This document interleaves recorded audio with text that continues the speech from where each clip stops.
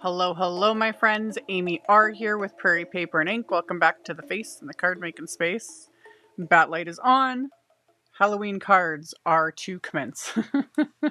So this time I'm using some Picket Studios products. I'm going to combine some oldie but goodie stuff with some of the newer stuff. Going to make a spooky sky background. Just with blending, not like the other ones I've done with like sprays and all that kind of stuff. This one's a little more sort of clean and simple, but I add a ton of splatter to it. Just we're starting to split hairs on the differences, but you know, all the different things. And we'll do some die cutting, and I also made these larger. I usually do A2 size cards, like 4 1/4 by 5.5 inches. That's just what I've been doing for over 20 years. It's just, that's my comfort size, I guess. I don't know how to describe it, but this time I went with 5 by 7. So something a little fun. I get a lot of requests to do more 5 by 7 cards, so I try to sneak them in here and there. And yeah, as always, everything I used is listed and linked in the description box below the video. So if you just expand it, the supply list with links to everything, that'll be there for those that are interested. My links are affiliate links. That just means that if you click on one of my links, end up placing an order, I get a little kickback from that at no extra cost to you. So it helps pay the bills and keep the channel going. And then at the end of the video, as always, I will link to my 2024 Halloween series that I will continue to add to as I make Halloween cards. So you can check that out as well if you're interested. And yeah, let's get into making these cards. So I cut some white cardstock panels down. I think they're 4.5 by 6.5. Pretty sure. It's just slightly smaller than like a 5 by 7 card base. And I stuck my cardstock to one of the paper inking palette, the big one, the 8 by 8 paper inking palette. And this is the Haunted Moon blending stencil that was released, I think this was last year. I used it in previous videos. There's also a smaller version of this. They call it the mini. And yeah, they're both kind of must-haves. It just kind of depends on the scene. I went with the bigger one because of the other stencil I'm going to use later. And I've got my stencil, and I used a bit of Post-it tape on either side of the stencil just so that I don't get ink past the edge of the stencil, because I do that. And I end up doing it later anyway. But it's not going to matter.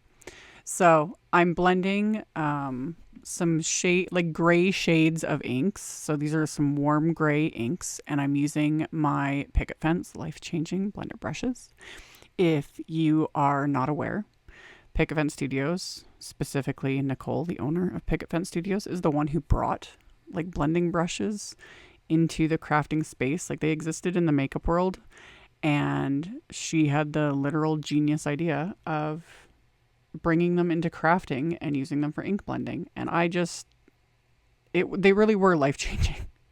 I remember struggling so much with blending using like foams and things, and it was not my favorite thing to do. And then these came on the market, and I remember her reaching out to me and asking if I wanted to try them, and I was like, yes. And this is the same set. I've had these for I don't even know how many years now. You know, and now we have like a bajillion versions of blending brushes, but these are the OG, and they work awesome.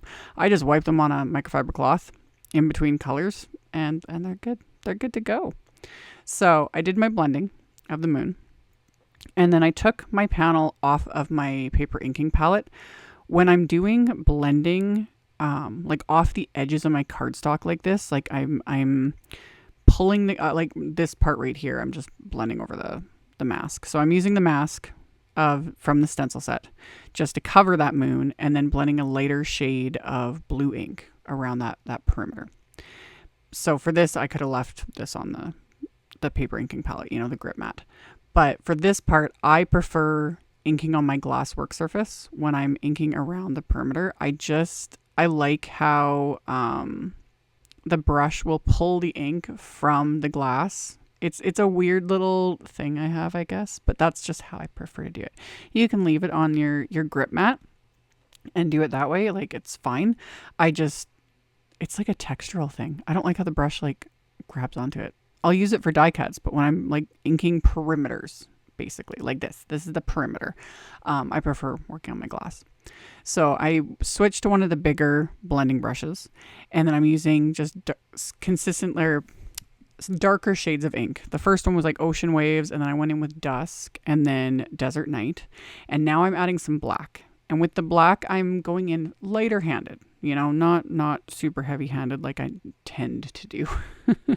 This is just going to, deepen it and intensify it. And then you've got just this sky look. And I called this Spooky Skies. This is like spooky light. If you really wanted to make these spooky, like green shades would look amazing. Reds would that would look like spooky, like deep reds, oranges also. The sky's the limit. You could do so many different color combos with this, but I was in a blue mood. Not depressed. I was just in a blue mood. So anyway, I put the background into my splat box, used that little mask again just to cover the moon, and then I splattered my one of my go-to favorites, the Paper Splatter Watercolor Liquid White Snowflake, which is shimmery and amazing, and I'm gonna have to order another one soon because I am looking at the bottle and I've used up more than half of it now. I love it. And I use it on everything, not just sky backgrounds, anything that needs a little bit of splatter. So I also added white splatter. This was just Picket Fence white distress paint. Added that to my palette, swirled it in with what was already there from the shimmeriness, and dropped my mask a couple times. Thankfully didn't smear it on the background. Yep. So let that dry. And then I'm going in. This is the Eerie Night A2 stencil. Love this. There is a smaller version as well that would go with the smaller moon, haunted moon blending stencil. I'll link to them. I don't have the smaller Eerie Night one. That's why I went with the larger one. This one, it says A2. It will take up most of an A2 card, so it could be your focus. This is why I went with just a larger card, because I wanted more space to add accessories and a sentiment and things like that. And I put the stencil over the background, and then I was using the Picket Fence Paper Glaze Velvet in Blackboard paste. Love. So I applied that, removed my background, set that aside to dry. I did all this on a second panel as well because I made 2 cards like I tend to do. And to clean my paper inking palette, I just used a baby wipe. With paper inking palettes, like any photopolymer grip mat, you do not want to use alcohol on them. You do not want to use harsh cleaners, anything abrasive, things like that. Generally, a good wipe or a photopolymer safe stamp cleaner works. Rinsing it off in the sink, I'll do that too. Just don't soak it in water. And yeah, over time they will get stained. Mine is still shockingly pristine. That's just a fluke. It will get stained eventually. Staining, not a big deal. But with paste, things like that, I just wipe it up and it's good to go. So after I did the stenciling, I'm going to add more splatter. Like I said, I did a lot. So I used black soot distress paint and added a heavy amount of splatter just to add to the spookiness, and then set those aside to dry. And then while that was drying, I pulled out the Happy Birthday Word die set. I really like these sets from Picket Fence. There have been several now that have been released. And I don't know, I got to think about these big individual letters, which is funny because I don't technically like dealing with individual letter die cuts. It's time consuming. I'm impatient and I get annoyed, But these ones are a good size, and I don't find them super finicky. And it's just a word, it's already built for me, so I don't have to sit and think like, what do I want to say? So just trying to explain the randomness in my brain. So I used just the happy word from this, and I die cut the letters from some navy cardstock, and I did 2 layers just to give it a bit of dimension. And then to build the sentiment, I'm using the Trick or Treat Halloween word die set, and I die cut just the Halloween word from some black cardstock, and the top layer I die cut from some black glitter cardstock, which you can't really see, but I'll show it at the end when I tilt it in the light. And I'm adhering those 2 layers together. So that's why I only did 2 layers for the happy word, because altogether I'm going to end up having like 4 layers of cardstock, because I'm going to layer all of this on top of each other. So layers on layers. Layers of ink on top of layers of paste, on top of layers of splatter, on top of layers of cardstock. You know, just that's what we do. It's fun. So to adhere those individual letters, this is another reason why I don't usually, you know, fiddle with them, but ones like this where everything was lined up in the die itself, I used the outline, the trash piece, to line up my die cut layers that I had stacked. And then I pressed just a piece of very low tack tape onto that to hold them all in place. So now they're all lined up. Super simple. I can now adhere them all at once. I don't have to sit and fiddle, because the older I get, the worse my eyes get, and the harder time I have trying to eyeball and straighten and, you know, line all the things up. So little tricks like this make life easier. So I added adhesive to the back of them, flipped it over, adhered it to my card front, put some magnets down onto this to hold it all down in place, let the glue dry, and we're good to go. So once those are adhered, I can then adhere the Halloween. So now it'll say Happy Halloween. So I'm going to adhere that right on top, also with just some craft tacky glue. And this one was super easy since it was just 2 pieces instead of like a bunch of individual letters. So I just eyeballed. I was able to manage it. We're good. So got those adhered into place. And then in that Trick or Treat Halloween word die set, there's also little bat wafer dies, which I always love. Perfect for adding embellishments to Halloween cards. So I die cut a bunch of those also from black glitter cardstock, and then adhered these to the card front with craft tacky glue, just using the adhesive on the body, leaving the wings alone so that they pop up a little bit. Just adds a bit of dimension without creating a lot of bulk. And then for the inside of my card base is a side folding white 5x7 note card. I put some of the Post-it tape right where the score line is, so I don't blend past that. And then I'm using the Haunted Moon blending stencil again, and I'm going to blend this moon onto the inside of the card using those same gray inks. And when I first did this, I was going to have just the moon, and then I was like, oh, do I want to stamp sentiment? You know, because I always got to add something to the insides of my cards.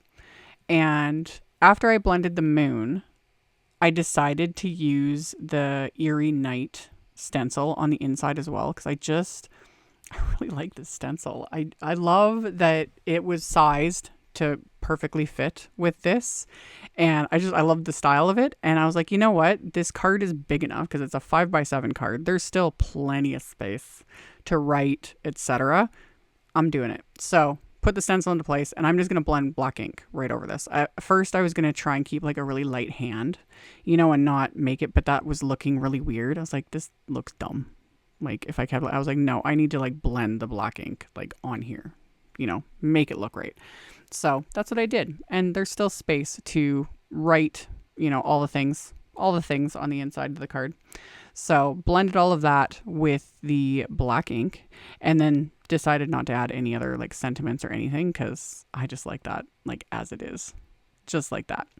So I did all of that, and then adhered my card front to the card base. You could pop this up with like foam tape, things like that, but I like just the card base itself, just gives it a nice frame. And then as a final little bit of embellishment, I pulled out one of my Picket Fence gem mixes and picked out a few little sparkly rhinestones from the mix, and just adhered those into place with craft tacky glue as well, just for a little additional sparkle. So we've got the shimmer of that paper splatter, liquid white snowflake splatter all over the background, and then the black glitter cardstock and the gems, and you know, like I said, it's spooky light, you know, not spooky scary, but again, if you mix up the colors a bit, you could totally make it a lot more spooky, eerie, dark if you wanted. Just wherever the creativity takes you.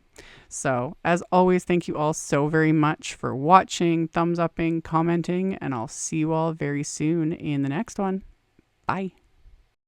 Thank you so much to my amazing Patreon supporters.